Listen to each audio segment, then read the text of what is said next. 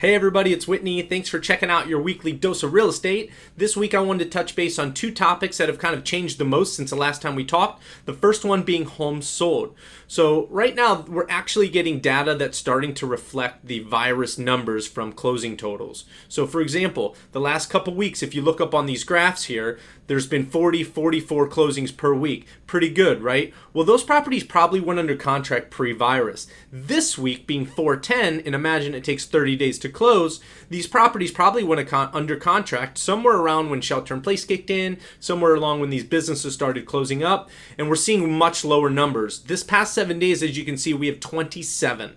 So we're seeing a large reduction in what we might be able to realize as being accurate weekly totals of closings. However, I think as this goes on and we potentially see more furloughs, we potentially see more people getting laid off, this number could keep dropping. So we're going to keep an eye on this. Most people in a normal market, this would constitute a start of a buyer's market. However, as we noted last week, the amount of inventory levels are actually changing just as fast.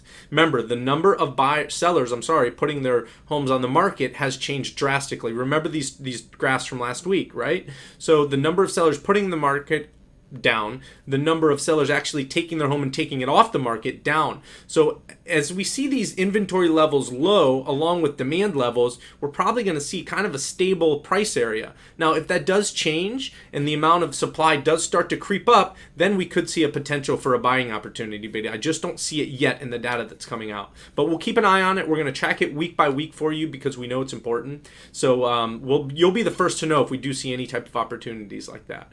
Next, we're going to touch on interest rate. Pretty big drop, right? The FHA and VA interest rates have dropped to 2.75%.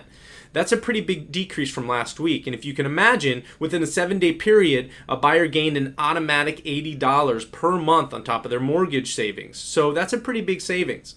We're going to start to track this. We do think the way that the government is doing their loan programs and the way that they're trying to keep things going, the floodgates are pretty open on lending. However, we have seen with the amount of injections with these stimulus and things like that, it could cause an increase in inflation. If that does happen, there are some forecasters that think that interest rates may have to go up. So we'll keep an eye on it, but those are the two biggest items from changes on this week. As always, if you know anyone that finds this information valuable, that wants to use it, send it to them in a message, drop their name below. You can always send me an email directly to the link right here, sales@whitneydutton.com. I know that everyone's situation is a little different, so if you want to talk about something individually, just give me a shout. And as always, guys, have a great weekend. I'll see you next week in order to check in on the new numbers. See ya.